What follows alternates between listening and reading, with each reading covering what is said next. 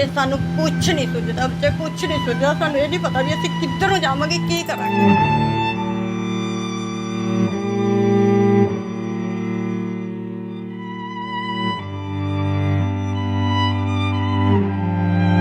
ਤੇ ਮੈਂ कह रहा मेरा बेटे ਦੀ ਕੋਈ ਮੇਰੀ ਹੈਲਪ ਹੋ ਜੇ, ਚਲੋ ਮੇਰਾ ਬੱਚਾ ਠੀਕ ਹੋ ਜੇ।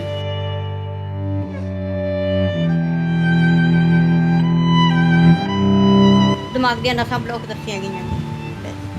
ਉਸ ਤੋਂ ਹੀ ਅੱਜ ਦਾ ਉਦੋਂ ਦਾ ਦਿਨ ਗਿਆ ਜੀ, 4-3 ਸਾਲ ਹੋ ਗਏ, ਚੌਥਾ ਲੱਗ ਗਿਆ ਜੀ, ਪਰ ਮੇਰੇ ਪੱਲੇ ਕੁਛ ਨਹੀਂ ਪਿਆ। ਹਜੇ ਤੱਕ ਮੈਂ ਇਹੀ ਸੋਚ ਰਹੀ ਹਾਂ ਕਿ ਮੇਰਾ ਬੇਟਾ ਮੈਨੂੰ ਪਹਿਲਾਂ ਵਰਗਾ ਮਿਲ ਜਾਵੇ ਕਦੇ।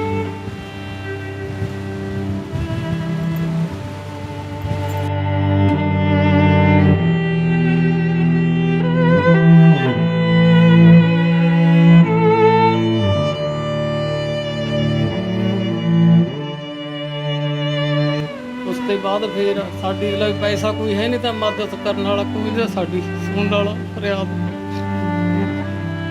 ਉਸ ਤੋਂ ਬਾਅਦ ਫਿਰ ਸਾਡੀ ਉੱਥੇ ਸਵੇਰੇ ਭਰਤੀ ਕਰਿਆ ਮੇਰਾ ਬੇਟਾ।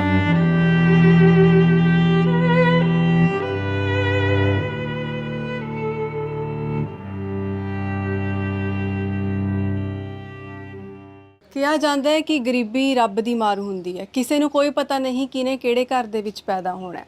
ਇੱਕ ਘਰ ਦੇ ਵਿੱਚ ਅਸੀਂ ਖੜੇ ਹਾਂ, ਇੱਥੇ ਦੀਵਾਰਾਂ ਤਾਂ ਦਿਖ ਰਹੀਆਂ ਨੇ ਜਿਨ੍ਹਾਂ ਦੀ ਹਾਲਤ ਖਸਤਾ ਹੋਈ ਪਈ ਹੈ, ਪਰ ਉੱਪਰ ਕੋਈ ਛੱਤ ਤੱਕ ਨਹੀਂ ਹੈ। ਇਸ ਪਰਿਵਾਰ ਦੇ ਵਿੱਚ ਉਮੀਦ ਕੀਤੀ ਜਾ ਰਹੀ ਸੀ ਇਸ ਗਰੀਬ ਪਰਿਵਾਰ ਦੇ ਵੱਲੋਂ ਕਿ ਸਾਡੀ ਕੋਈ ਔਲਾਦ ਹੋਵੇਗੀ ਤੇ ਜਦੋਂ ਉਹ ਆਵੇਗਾ ਕੋਈ ਵੀ ਬੱਚਾ ਤਾਂ ਸਾਡੀ ਹਾਲਤ ਦੇ ਵਿੱਚ ਸੁਧਾਰ ਕਰੇਗਾ। ਪਰ ਇਸ ਸਮੇਂ ਇਸ ਘਰ ਦੇ ਹਾਲਾਤ ਇਹ ਬਣੇ ਹੋਏ ਨੇ ਕਿ ਉਹ ਬੱਚਾ ਬੈੱਡ ਤੇ ਪਿਆ ਹੋਇਆ, ਪੜ੍ਹਾਇਆ ਲਿਖਾਇਆ ਵੀ ਗਿਆ ਸੀ ਉਸ ਮੁੰਡੇ ਨੂੰ, ਪਰ ਅੱਜ ਉਹਦੀ ਹਾਲਤ ਇਹ ਹੈ ਕਿ ਉਹ ਬੈੱਡ ਤੋਂ ਖੁਦ ਉੱਠ ਤੱਕ ਨਹੀਂ ਸਕਦਾ। ਇਸ ਸਮੇਂ ਇਹੀ ਦੁਆ ਕੀਤੀ ਜਾ ਰਹੀ ਹੈ ਮਾਂ-ਬਾਪ ਦੇ ਵੱਲੋਂ ਕਿ ਸਾਨੂੰ ਪੈਸਾ ਨਹੀਂ ਚਾਹੀਦਾ, ਗਰੀਬੀ ਸਾਨੂੰ ਭਾਵੇਂ ਦੂਰ ਨਾ ਹੋਵੇ, ਪਰ ਸਾਡੀ ਜਿਹੜੀ ਔਲਾਦ ਹੈ ਉਹ ਭਲੀ ਚੰਗੀ ਹੋ ਜਾਵੇ, ਉਹ ਤੁਰਨ ਫਿਰਨ ਲੱਗ ਜਾਵੇ। ਘਰ ਦੇ ਹਾਲਾਤ ਤੁਸੀਂ ਦੇਖ ਸਕਦੇ ਹੋ। ਇਹ ਘਰ ਵੀ ਕਿਸੇ ਦੇ ਵੱਲੋਂ ਰਹਿਣ ਲਈ ਦਿੱਤਾ ਗਿਆ ਹੋਇਆ ਹੈ। ਛੱਤਾਂ, ਦਰਵਾਜ਼ੇ, ਖਿੜਕੀਆਂ ਟੁੱਟੀਆਂ ਹੋਈਆਂ, ਤਰੇੜਾਂ ਪਈਆਂ ਹੋਈਆਂ ਕੰਧਾਂ ਦੇ ਵਿੱਚ। ਦੇਖੋਗੇ ਉੱਪਰ ਛੱਤ ਤੱਕ ਨਹੀਂ ਹੈ। ਤਾਂ ਇਹ ਹਾਲਾਤ ਨੇ ਇਸ ਗਰੀਬ ਪਰਿਵਾਰ ਦੇ। ਆਓ ਤੁਹਾਨੂੰ ਮਿਲਵਾਉਂਦੇ ਹਾਂ ਕਿ ਆਖਿਰਕਾਰ ਹੋਇਆ ਕੀ ਹੈ ਇਸ ਪਰਿਵਾਰ ਦੇ ਨਾਲ।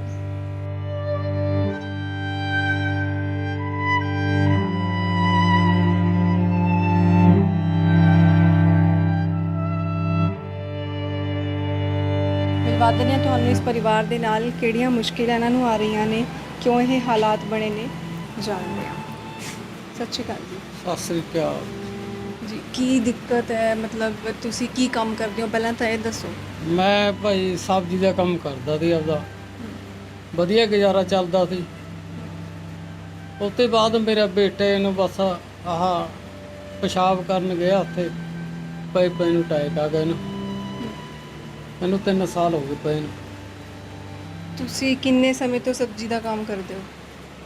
ਮੈਨੂੰ ਹੋ ਗਏ 20-25 ਸਾਲ ਹੋ ਗਏ ਭਾਈ ਕੰਮ ਕਰਦੇ ਨੂੰ ਸਬਜ਼ੀ ਦਾ। ਆਪਣਾ ਗੁਜ਼ਾਰਾ ਵਧੀਆ ਚੱਲ ਰਿਹਾ ਸੀ, ਚਲੋ ਟਾਈਮ ਪਾਸ ਹੋ ਰਿਹਾ ਸੀ। ਮੇਰਾ ਬੇਟਾ ਪੜ੍ਹ ਰਿਹਾ ਸੀ ਇਹ। ਹਾਂਜੀ। ਉਸ ਤੋਂ ਬਾਅਦ ਫਿਰ ਮੈਂ ਚੱਕਿਆ ਇਹਨੂੰ, ਚੱਕ ਕੇ ਰਜਿੰਦਰਾ 'ਚ ਲੈ ਗਿਆ, ਚੱਕ ਕੇ ਰਜਿੰਦਰਾ 'ਚੋਂ ਫਿਰ ਉੱਥੇ ਜ਼ਿਆਦਾ ਇਹਦੀ ਤਬੀਅਤ ਵਿਗੜਨ ਲੱਗ ਗਈ। ਫਿਰ ਪ੍ਰਾਈਵੇਟ ਲੈ ਗਿਆ। ਪ੍ਰਾਈਵੇਟ ਇਹਦਾ ਆਪਰੇਸ਼ਨ ਸਿਰ ਦਾ ਹੋ ਗਿਆ ਭਾਈ, ਉਹਦੇ ਸਰਜਰੀ ਹੋ ਗਈ ਸਿਰ ਦੀ। ਉਸ ਤੋਂ ਬਾਅਦ ਫਿਰ ਉੱਥੇ ਫਿਰ ਆਪਰੇਸ਼ਨ ਹੋ ਗਿਆ। ICU 'ਚ ਰਿਹਾ 10-15 ਦਿਨ, 15 ਦਿਨ ਰਿਹਾ। ਉਸ ਤੋਂ ਬਾਅਦ ਉਹਤੇ ਚੱਕਿਆ, ਢਿੱਡ 'ਚ ਰੱਖੀ ਗਿਆ ਭਾਈ ਇਹਦੇ। ਉਸ ਤੋਂ ਬਾਅਦ ਉੱਥੇ ਫਿਰ ਜੀ ਸਿਰ ਦਾ ਉਹ ਹੋ ਗਿਆ ਇਨਫੈਕਸ਼ਨ, ਵੱਧ ਗਿਆ ਸਿਰ ਇਹਦਾ। ਉਸ ਤੋਂ ਬਾਅਦ ਫਿਰ ਡਾਕਟਰ ਨੇ ਫਿਰ ਦੁਬਾਰੇ ਇੱਕ ਦਿਨ ਰਾਤ ਭਰਤੀ ਰਿਹਾ। 50-60 ਹਜ਼ਾਰ ਰੁਪਇਆ ਫਿਰ ਖਰਚਾ ਆ ਗਿਆ ਤਾਂ ਇਹਦਾ। 4-5 ਲੱਖ ਪਹਿਲਾਂ ਲੱਗ ਗਿਆ ਸੀ ਇਹ 'ਤੇ, ਉੱਥੇ ਰਿਹਾ। ਉਸ ਤੋਂ ਬਾਅਦ ਫਿਰ ਕਹਿੰਦਾ ਵੀ ਇਹ ਦੁਬਾਰੇ ਆਪਰੇਸ਼ਨ ਕਰਨਾ ਪਊਗਾ। 3.5 ਲੱਖ ਰੁਪਇਆ ਫਿਰ ਮੰਗ ਰਿਹਾ ਸੀ ਉਹ। ਉਸ ਤੋਂ ਬਾਅਦ ਦੁਬਾਰਾ ਫਿਰ ਇਹਦਾ ਆਪਰੇਸ਼ਨ ਇਹਦਾ। ਫਿਰ ਅਸੀਂ ਕਿਹਾ ਵੀ ਸਾਡੇ ਲਈ ਪੈਸੇ ਨਹੀਂ ਹੈਗੇ। ਉਹ ਕਹਿੰਦਾ ਪੈਸਿਆਂ ਵਾਲੀ ਤਾਂ ਗੱਲੇ ਨਾ ਕਰੋ, ਜੇ ਪੈਸੇ ਨਹੀਂ ਤੁਹਾਡੇ ਲਈ ਹੈਗੇ। ਉਸ ਤੋਂ ਬਾਅਦ ਮੈਂ ਚੱਕਿਆ ਤਾਂ ਫਿਰ ਇਹਨੇ PGI ਲੈ ਗਿਆ ਚੱਕ ਕੇ। PGI ਫਿਰ ਸਵੇਰੇ ਜਦ ਡਾਕਟਰ ਨੇ ਦੇਖਿਆ, ਡਾਕਟਰ ਕਹਿੰਦਾ ਵੀ ਕੁਝ ਨਹੀਂ ਹੁੰਦਾ ਇਹਨੂੰ, ਵੀ ਇਹਦਾ ਲੰਬਾ ਇਲਾਜ ਚੱਲੂਗਾ। ਤੇ ਮੈਂ ਕਿਹਾ ਵੀ ਕੋਈ ਗੱਲ ਨਹੀਂ, ਵੀ ਇਹਦਾ ਚੱਲਣ ਤੋਂ ਲੰਬਾ ਇਲਾਜ। ਉਸ ਤੋਂ ਬਾਅਦ ਫਿਰ ਸਾਡੀ ਲਈ ਪੈਸਾ ਕੋਈ ਹੈ ਨਹੀਂ, ਤਾਂ ਮਦਦ ਕਰਨ ਵਾਲਾ ਕੋਈ ਨਹੀਂ, ਸਾਡੀ ਸੁਣਨ ਵਾਲਾ ਫਰਿਆਦ। ਉਸ ਤੋਂ ਬਾਅਦ ਫਿਰ ਸਾਡੀ ਉੱਥੇ ਸਵੇਰੇ ਭਰਤੀ ਕਰਿਆ ਮੇਰਾ ਬੇਟਾ। ਸਵੇਰ ਦੇਖਿਆ, ਡਾਕਟਰ ਕਹਿੰਦੇ ਵੀ ਕੁਝ ਨਹੀਂ ਹੁੰਦਾ, ਕੋਈ ਗੱਲ ਨਹੀਂ, ਵੀ ਠੀਕ ਹੋ ਜੂਗਾ, ਟਾਈਮ ਲੱਗੂਗਾ। ਹੁਣ ਸਾਡੀ ਮਦਦ ਕਰਨ ਦੀ। ਕਿੰਨੀ ਉਮਰ ਹੈ ਇਹਨਾਂ ਦੀ? ਇਹਦੀ ਉਮਰ ਹੈ 24 ਸਾਲ ਆ, 3 ਸਾਲ ਹੋ ਗਏ ਨੇ ਪਏ। ਕਿਹੜੀ ਕਲਾਸ 'ਚ ਪੜ੍ਹਦਾ ਸੀ ਜਦੋਂ ਅਟੈਕ ਆਇਆ? ਇਹ 10 ਪਾਸ ਕਰਕੇ ਹਟ ਇਹ ਗਿਆ 10 ਪਾਸ ਕਰਕੇ ਹਟ ਗਿਆ ਸੀ। ਅੱਗੇ ਪੜ੍ਹਾਈ ਕਰ ਰਿਹਾ ਸੀ, ਉਹ ਪੇਪਰ ਦੇ ਹੋਤੇ ਨੇ, ਅੱਗੇ ਕਹਿੰਦਾ ਵੀ ਅੱਗੇ ਹੋਰ ਕਰਨੀ ਆ ਮੈਂ ਪੜ੍ਹਾਈ। ਹਾਂ, ਇਹਦੇ ਕਰਕੇ ਨਾ ਬੇਟਾ ਮੇਰੇ ਤੇ ਇੰਨੀ ਟੈਨਸ਼ਨ ਹਾਲੇ ਵੀ ਆ, ਮੈਨੂੰ ਕੋਈ ਸੁਝਦਾ ਨਹੀਂ ਹੈਗੀ ਗੱਲ ਕੋਈ ਹਾਲੇ। ਨਹੀਂ ਕਰ ਸਕਦੇ। ਹਾਂ, ਤੇ ਮੈਂ ਕਹਿ ਰਿਹਾ ਮੇਰਾ ਬੇਟੇ ਦੀ ਕੋਈ ਮੇਰੀ ਹੈਲਪ ਹੋ ਜੇ, ਚਲੋ ਮੇਰਾ ਬੱਚਾ ਠੀਕ ਹੋ ਜੇ।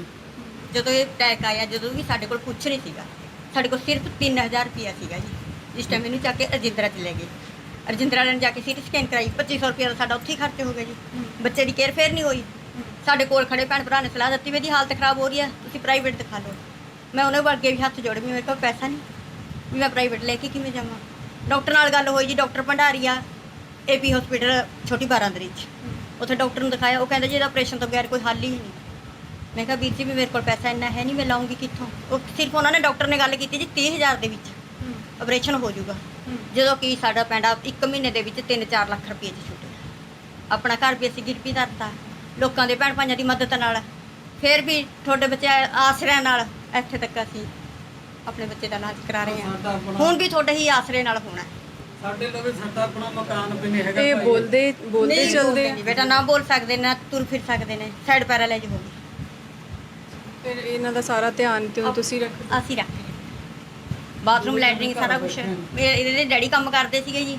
ਨਹੀਂ ਬੱਚਾ ਵੱਡਾ ਆ, ਮੇਰੇ ਤੋਂ ਇਕੱਲੇ ਤੋਂ ਨਹੀਂ ਸਮਝਦਾ। ਇਹਦੇ ਡੈਡੀ ਵੀ ਕੁਝ ਨਹੀਂ ਕਰਦੇ, 3 ਸਾਲ ਤੋਂ ਵਿਹਲੇ ਆ ਜੀ। ਕੋਈ ਰਾਸ਼ਨ ਦੇ ਜਾਂਦਾ, ਕੋਈ ਪੈਸਾ ਟਕਾ ਦਵਾਈ ਨੂੰ। ਇੱਕ ਬਾਪੂ ਜੀ ਆ ਸਾਡੇ ਪਿਤਾ ਸਮਾਨ ਹੈ, ਉਹ ਵਿਚਾਰੇ ਸਾਨੂੰ ਬਹੁਤ ਸਾਥ ਦੇ ਰਹੇ ਨੇ, ਸਾਨੂੰ ਦਵਾਈ ਬੂਟੀ ਦਵਾ ਰਹੇ ਨੇ। ਹੋਰ ਵੀ ਸਾਡੀ ਕੋਈ ਪ੍ਰੋਬਲਮ ਆਉਂਦੀ ਹੈ ਤਾਂ ਸਾਡੇ ਬਰਾਬਰ ਖੜੇ ਨੇ ਵਿਚਾਰੇ, ਪਰ ਉਹ ਆਪਣਾ ਨਾਂ ਨਹੀਂ। ਅੱਛਾ, ਕਿੰਨੀ ਸੁੱਧ ਬੁੱਧ ਹੈ ਹੁਣ ਇਹਨਾਂ, ਤੁਹਾਡੀ ਗੱਲ ਸਮਝ ਲੈਂਦੇ ਨੇ? ਗੱਲ ਸਮਝਦੇ ਆ ਜੀ, ਬਟ ਸਮਝਦੇ ਆ ਆਪਣੀ ਮਰਜ਼ੀ ਨਾਲ। ਜੇ ਆਪਾਂ ਜ਼ਬਰਦਸਤੀ ਕਹੀਏ ਵੀ ਇਹ ਗੱਲ ਤੂੰ ਮੰਨਣੀ ਆ, ਨਹੀਂ ਮੰਨਣੀ। ਜਾਣੀ ਕਿ ਜਿੰਨਾ ਪਹਿਲਾਂ ਦਿਮਾਗ ਕੰਮ ਕਰਦਾ ਸੀ, ਉਸ ਤੋਂ ਬਹੁਤ ਘੱਟ ਕਰਦਾ। ਹੁਣ ਇਹਦੇ ਪਹਿਲਾਂ PGI ਲੈ ਕੇ ਗਏ ਜੀ, PGI ਸਟੈਂਟ ਪਿਆ, ਉਹ 2 ਸਾਲ ਬਾਅਦ ਉਹ ਬਲੌਕ ਹੋ ਗਿਆ ਜੀ, ਆ ਦੁਬਾਰਾ ਫੇਰ ਪਿਆ ਜੀ। ਹੁਣ ਇਹਦੇ ਪੇਟ ਦੇ ਵਿੱਚ ਨਾ ਜੀ ਹੱਡੀ ਰੱਖੀ ਆ, ਸਿਰ ਦੇ ਵਿੱਚੋਂ ਕੱਢ ਕੇ। ਅੱਛਾ, ਕਿਉਂ ਇਹ ਨਾ ਜੀ ਕਹਿੰਦੇ ਜੀ ਨਾੜਾਂ ਨੇ ਬਲੌਕ ਨੇ ਜਿਹੜੀਆਂ, ਉਹਨਾਂ ਨੂੰ ਸਪੇਸ ਨਹੀਂ ਹੈਗੀ ਖੁੱਲਣ ਵਾਸਤੇ। ਉਹ ਹੱਡੀ ਕੱਢੀ ਇੱਥੋਂ ਪੇਟ 'ਚ ਰੱਖੀ, ਇਹ ਦੁਬਾਰੇ ਫੇਰ ਵਾਪਸ ਰੱਖੀ ਜਾਣੀ ਹੈ ਜੀ। ਜੇ ਕੋਈ ਭੈਣ ਭਾਈ ਮੇਰੀ ਮਦਦ ਕਰੂਗਾ ਜੀ, ਤਾਂ ਉਹਦੇ ਆਸਰੇ ਨਾਲ ਇਹ ਹੱਡੀ ਵਾਪਸ ਰੱਖੀ ਜਾਣੀ ਹੈ। ਪਹਿਲਾ ਸਟੈਂਟ ਇੱਥੇ ਪਿਆ ਸੀਗਾ ਜੀ, ਉਹ ਬਲੌਕ ਹੋਇਆ, ਦੁਬਾਰਾ ਹੁਣ ਇੱਥੇ ਪਿਆ। ਤੇ ਇਹ ਤੇ ਕਿੰਨਾ ਖਰਚਾ ਆਉਂਦਾ? ਇਹ ਤੇ ਜੀ ਕੁਛ ਨਹੀਂ ਕਹਿ ਸਕਦੇ ਤੁਹਾਨੂੰ। ਪਹਿਲਾਂ ਕਿੰਨਾ ਆਇਆ? ਪਹਿਲਾਂ ਤਾਂ 15,000 ਆਇਆ ਸੀਗਾ ਜੀ, ਪਹਿਲਾਂ ਤਾਂ ਹੋਇਆ। ਹੁਣ ਆਪਣਾ ਆਯੁਸ਼ਮਾਨ ਕਾਰਡ ਚੱਲਿਆ ਜੀ, 1.5-2 ਲੱਖ ਰੁਪਏ ਦੇ ਵਿੱਚ ਹੁਣ ਵੀ ਪੈਂਡਾ ਸੀਟਿਆ। 2 ਮਹੀਨੇ ਲੱਗ ਗਏ ਜੀ ਮੈਂ PGI 'ਚ। ਬੇਟੇ ਸਾਨੂੰ ਕੁਛ ਨਹੀਂ ਸੁਝਦਾ, ਬੱਚੇ ਕੁਛ ਨਹੀਂ ਸੁਝਦਾ। ਸਾਨੂੰ ਇਹ ਨਹੀਂ ਪਤਾ ਵੀ ਅਸੀਂ ਕਿੱਧਰ ਨੂੰ ਜਾਵਾਂਗੇ, ਕੀ ਕਰਾਂਗੇ। ਆਪਣਾ ਘਰ-ਬਾਰ ਵੀ ਆਪਣਾ 2 ਤੇ ਲਾ ਦਿੱਤੇ, ਕਿਸੇ ਦੇ ਘਰ ਦੇ ਵਿੱਚ ਰਹਿ ਗਏ। ਇਹ ਘਰ ਦੀ ਛੱਤਾਂ ਵੀ ਬਸ ਇਦਾਂ ਦੀਆਂ ਹੋਈਆਂ ਪਈਆਂ, ਬਾਲੇ ਝੁਕੇ ਪਏ ਆ ਜੀ। ਅਸੀਂ ਕਰਦੇ ਹਾਂ, ਛੱਤਾਂ ਤੱਕ ਨਹੀਂ ਹੈਗੀਆਂ। ਇੱਧਰ ਵੀ ਉਹ ਇੱਟਾਂ ਟੁੱਟ ਰਹੀਆਂ ਨੇ, ਦੇਖੋ। ਮਤਲਬ ਦੂਜੇ ਕਮਰੇ ਦੇ ਵਿੱਚ ਮੌਤ ਨੂੰ ਬੁਲਾਵਾ ਹੀ ਹੈ। ਦੂਸਰੇ ਕਮਰਿਆਂ ਦੀਆਂ ਦੇਖਿਆ ਛੱਤਾਂ ਹੈ ਨਹੀਂ ਸੀ, ਤੇ ਇੱਧਰ ਵੀ ਟੁੱਟ ਹੀ ਰਹੀਆਂ ਨੇ। ਪਰ ਫਿਰ ਹੁਣ ਇਹ ਵੀ ਨਹੀਂ ਪਤਾ ਬੇਟੇ, ਇਹ ਵੀ ਮਕਾਨ ਵੇਚ ਰਿਹਾ ਜਿਹਦਾ ਮਕਾਨ ਹੈ ਇਹ ਨਹੀਂ ਪਤਾ ਵੀ ਸਾਨੂੰ ਇੱਥੋਂ ਵੀ ਭਾਂਡੇ ਚੱਕ ਕੇ ਕਿੱਥੇ ਜਾਣਾ ਪੈ ਜੀ। ਤੁਹਾਡੇ ਕੋਲ ਕੋਈ ਟਿਕਾਣਾ ਨਹੀਂ? ਨਹੀਂ ਬੇਟਾ, ਕੋਈ ਟਿਕਾਣਾ ਨਹੀਂ। ਟਿਕਾਣਾ ਹੁੰਦਾ ਤਾਂ ਆਪਣੇ ਘਰ ਹੁੰਦੇ ਜੀ, ਅਸੀਂ ਕਿਉਂ ਕਿਸੇ ਦੇ ਘਰ ਦੇ ਵਿੱਚ ਰੁਲਦੇ। ਤੁਹਾਨੂੰ ਇਹ ਪਤਾ ਬੇਟੇ ਵੀ ਦਿਹਾੜੀਆਂ ਨਾਲ ਬੰਦਾ ਕਿੰਨਾ ਕੁ ਪੈਸਾ ਇਕੱਠਾ ਕਰ ਲੂਗਾ, ਜਦੋਂ ਕਿ ਅਸੀਂ ਅੱਜ ਆਪਣੇ ਦੁੱਧ ਪਾਣੀ ਦਾ ਵੀ ਆਸਰਾ ਇੱਕ ਆਪਣੇ ਪਿਤਾ ਤੋਂ ਲੈ ਰਹੇ ਹਾਂ। ਇਹਨਾਂ ਨਾਲ ਗੱਲਬਾਤ ਕਰੋਗੇ, ਕੁਝ ਸਮਝਦੇ ਨੇ ਇਹ? ਦੇਖੀਏ ਕੀ ਰਿਐਕਸ਼ਨ ਦਿੰਦੇ ਨੇ ਇਹ। ਨਿਸ਼ੂ ਮਨਪ੍ਰੀਤ ਦੀਦੀ ਨੂੰ ਬੁਲਾਓ, ਪੁੱਤ ਦੀਦੀ ਨੂੰ ਬੁਲਾਓ। ਹਾਂ ਕਰ ਹਾਂ ਠੀਕ ਹੈ, ਹਾਂਜੀ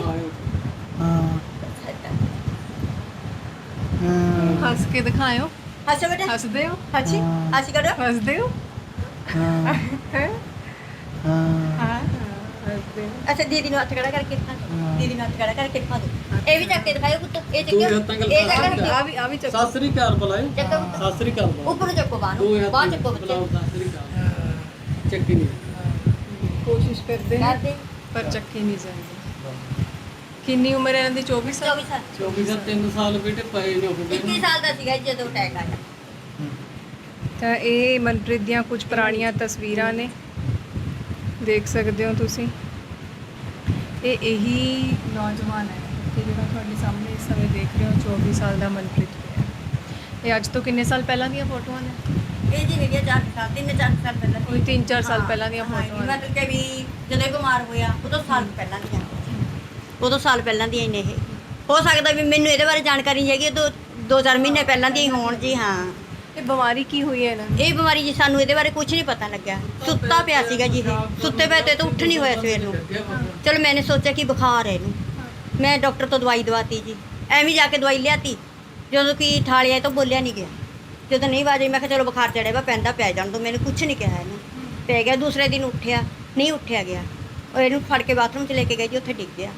ਉਸੇ ਟਾਈਮ ਇਹਨੂੰ ਚੱਕਿਆ, ਮੈਂ ਰਜਿੰਦਰਾ 'ਚ ਲੈ ਗਈ ਜੀ। ਰਜਿੰਦਰਾ ਵਾਲਿਆਂ ਨੇ ਕੇਅਰ ਹੀ ਨਹੀਂ ਕੀਤੀ ਜੀ, ਪੁੱਛਿਆ ਹੀ ਨਹੀਂ ਸਾਨੂੰ। ਇੱਕ ਬਾਥਰੂਮ ਪਾਈਪ ਲਾਤੀ, ਇੱਕ ਗਲੂਕੋਸ਼ ਦੀ ਬੋਤਲ ਲਾਤੀ ਜੀ, ਬਸ। ਹਰ ਇੱਕ ਕੋਈ ਆਂਦਾ ਹਾਂ ਜੀ ਕੀ ਹੋਇਆ, ਪਤਾ ਹੀ ਨਹੀਂ ਜਦੋਂ ਕੀ ਦੱਸੀਏ ਜੀ। ਸੀਟੀ ਸਕੈਨ ਕਰਾਈ, ਦਿਮਾਗ ਦੀਆਂ ਨਸਾਂ ਬਲੌਕ ਦੱਸੀਆਂ ਗਈਆਂ ਜੀ। ਬਸ। ਉਸ ਤੋਂ ਹੀ ਉਦੋਂ ਦਾ ਦਿਨ ਗਿਆ ਜੀ, 3 ਸਾਲ ਹੋ ਗਏ, ਚੌਥਾ ਲੱਗ ਗਿਆ ਜੀ। ਪਰ ਮੇਰੇ ਪੱਲੇ ਕੁਝ ਨਹੀਂ ਪਿਆ। ਹਜੇ ਤੱਕ ਮੈਂ ਇਹੀ ਸੋਚ ਰਹੀ ਹਾਂ ਕਿ ਮੇਰਾ ਬੇਟਾ ਮੈਨੂੰ ਪਹਿਲਾਂ ਵਰਗਾ ਮਿਲ ਕਿਉਂ ਨਹੀਂ ਕਦੇ।